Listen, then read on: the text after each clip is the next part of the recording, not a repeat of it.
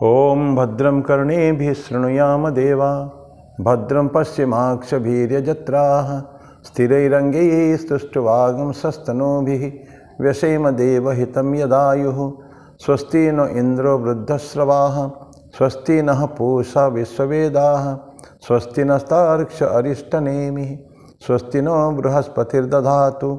ओम शांति शांति शांति। भगवान श्री राम कृष्ण देव जगत जननी माँ शारदा जी और स्वामी जी को प्रणाम अर्पित करता हूँ।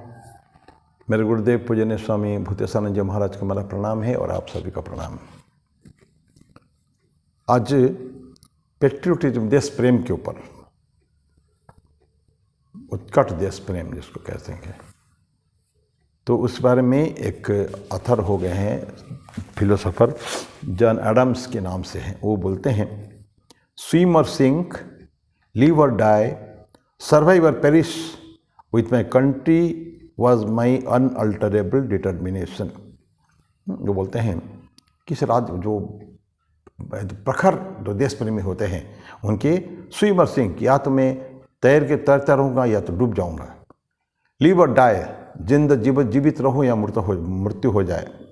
सर्वाइव और पेरिश, रहूँ या नष्ट नाबूद हो जाऊँ, नष्ट हो जाऊँ। किसके साथ होना है मेरे को? माई कंट्री, देश के साथ। With my country was my unalterable determination. ये संकल्प मेरा था, ये जो संकल्प है, और ये इसको परिवर्तित नहीं, अपरिवर्तनीय था, अनअल्टरेबल, ऐसा जॉन एडम्स बोलते हैं। दैट मीन्स राष्ट्र के लिए कुछ भी कर सकते हैं, राष्ट्र प्रेम। स्वामी जी कहते हैं, अनेक जगह में बोले हैं, तो देश प्रेम की बात आती है तो बोलते हैं कि राष्ट्र धर्म इज मोर इम्पॉर्टेंट देन, राष्ट्र तत्व जो है धर्म तत्व से। धार्मिक भावनाओं को हम थोड़ी देर के लिए दरकिनारा कर सकते हैं, लेकिन राष्ट्र के जो प्रति हमारा कर्तव्य है, हमारा देश प्रेम है, राष्ट्र के प्रति प्रेम है। राष्ट्र है क्या? ऐसे कुछ लोगों का तो समाहार है 140-42 करोड़ लोगों का समाहार आज भारत राष्ट्र हमारा है, मेरा देश है। तो देश के बारे में तो कुछ लोग ऐसे होते हैं, ये तो हम लोग स्वतंत्रता संग्राम में जितने सो बलिदानी हो गए हैं, प्रचंड बने, ये तो यंग एज में अपना जान दिए हैं। ये लोग तो जीवन को प्रति कुछ लगता नहीं कि हम जिंदा नहीं, हम मर गए, कोई प्रॉब्लम नहीं, फिर दोबारा जन्म लेंगे, ऐसा था उनका। कोई भी जीवन के प्रति थोड़ी क्षण के लिए भी उनके इतना जुनून उनका था उनका। ऐसा ये जो मैं कहानी लूँगा आज, ये बोलते हैं कि ये जो अपने राष्ट्र प्रेम जो है किसके पर आधारित है? ह्यूमन डिग्निटी, मनुष्य का जो एक अधिकार ये होता है ना, सम्मान होता है, आत्मसम्मान, जस्टिस, न्याय है, किस देश के प्रति न्याय, ड्यूटी एंड राइट, कर्तव्य भी है और अधिकार भी है। जब राष्ट्र में रहेंगे दोनों ही रहेगा हमारे पास, लेकिन कभी कभी अधिकार से ज़्यादा इम्पोर्टेंट, महत्वपूर्ण कर्तव्य हो जाता है। हमारा संविधान में भी तो है, दोनों है, रिस्पॉन्सिबिलिटी एंड राइट्स। राइट अगर खाली देखेंगे और रिस्पॉन्सिबिलिटी नहीं देखेंगे तो हमारा अधूरा रह गया वो। तो ये जो कहानी हम ले रहे हैं, ये होता है, ये जर्मनी से है। जर्मन में एक फार्मर था, उनका नाम था स्टोल्स, STULES। तो उसके फिर उससे फार्मर था, और the concurring French army captain, उनके जर्मन और फ्रांस के बीच में बहुत युद्ध हुआ जिसमें फ्रांस विन किया था। तो एज अ प्रिजनर उसको भी पकड़ लिया गया, स्टोल्स को पकड़ लिया गया और उनको जेल लेके जा रहे हैं। अब इसका डायलॉग किसके साथ है? उनका जेलर के साथ है।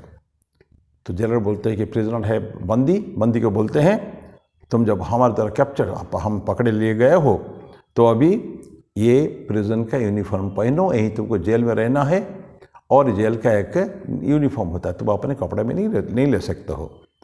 तो इसने उनको दे दिया उसमें। भाई जो फिर पूछा तुम्हारा नाम क्या है? पूछा ये कपड़ा तो लो, पहनो, तुम्हारा नाम क्या है? बोले कि स्टोल्स, और मैं एक जर्मनी के कृषक हूँ, मैं खेतीहर किसान हूँ मैं, ऐसा बोल दिया उसने। ठीक है स्टोल्स, ये कपड़ा भी लो और दे के मतलब कि इसको तुम पहन लिया करो। तो स्टोल्स ने अपने उसको लिया, कपड़े को लिया, थोड़ी देर देखने के बाद बोलते कि नहीं पहनूंगा मैं, एक पहनना नहीं मेरे को। तो आप जेलर ऐसा सुनने को नहीं था।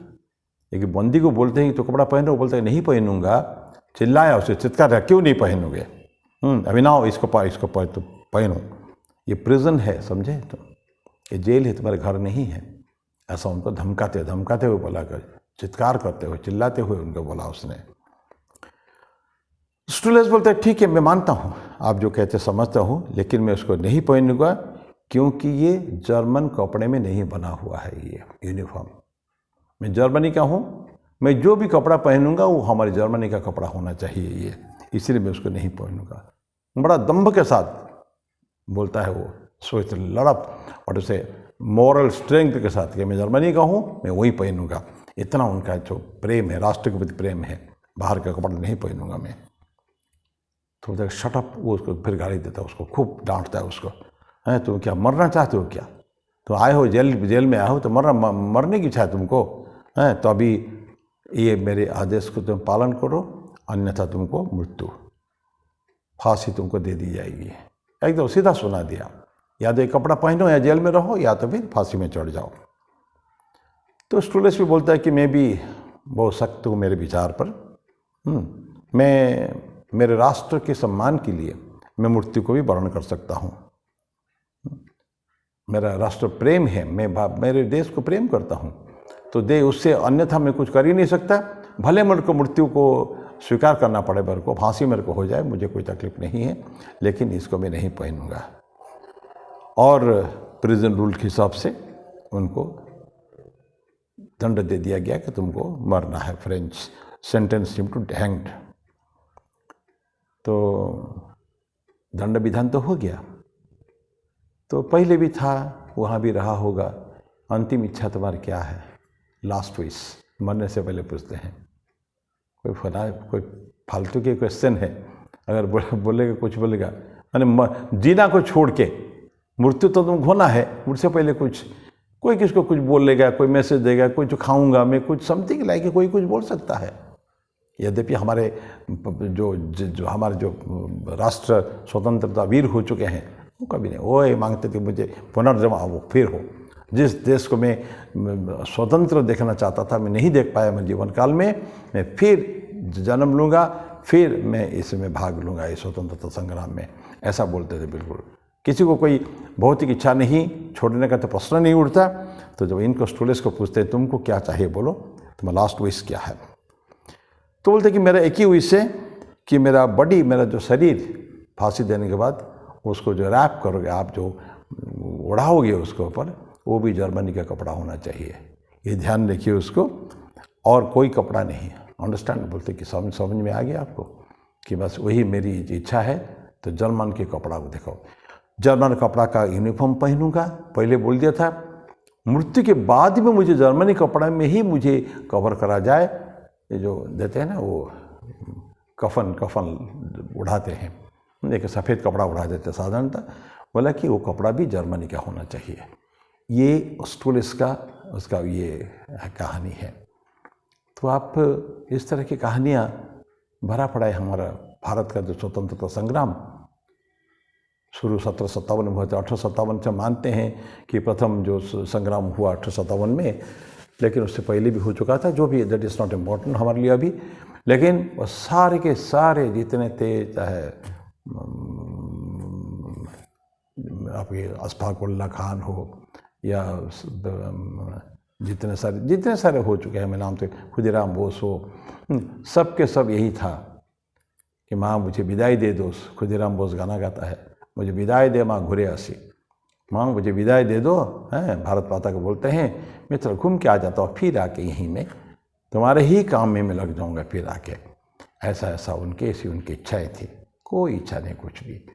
तो लास्ट मोमेंट तक पता है, बिस्मिल राम प्रसाद बिस्मिल अंतिम क्षण तक वो पढ़ते थे। वो क्या, भगवद गीता पढ़ते थे। शेष क्षण अभी फांसी में लेके जाने वाले हैं, उस समय तक वो पढ़ते थे। वो क्या सिनेरियो रहा होगा उस समय में, कितना उनको जुनून। कविता लिखते थे, सुंदर कवि थे राम प्रसाद बिस्मिल, और महान धार्मिक व्यक्ति भी थे, और वीर तो थे ही, सलीट। तो ऐसे हमारा हो गए हैं, नमन करते हैं ऐसे व्यक्ति को। खैर आज हमने भारतीय कहानी न पढ़ के जर्मनी की कहानी पढ़ा, लेकिन कहानी तो एक जैसा ही होता है। हर राष्ट्र के राष्ट्र प्रेमी जो होता है उसको अपने जीवन के लिए प्रति कोई वो नहीं रहता, दया माया कुछ नहीं रहता है। छोड़ दिया, कफन, वो कहते हैं ना, कफन ओढ़ के सर पे कफन बांध के ही वो लोग चलते हैं। वो मेरी वाणी को मैं विराम दूंगा ही, फिर अगले बार फिर मिलेंगे बुधवार को। तब तक के लिए ओम शांति शांति शांति। हरि ओम तत्सत। श्री राम कृष्णार्पणमस्तु।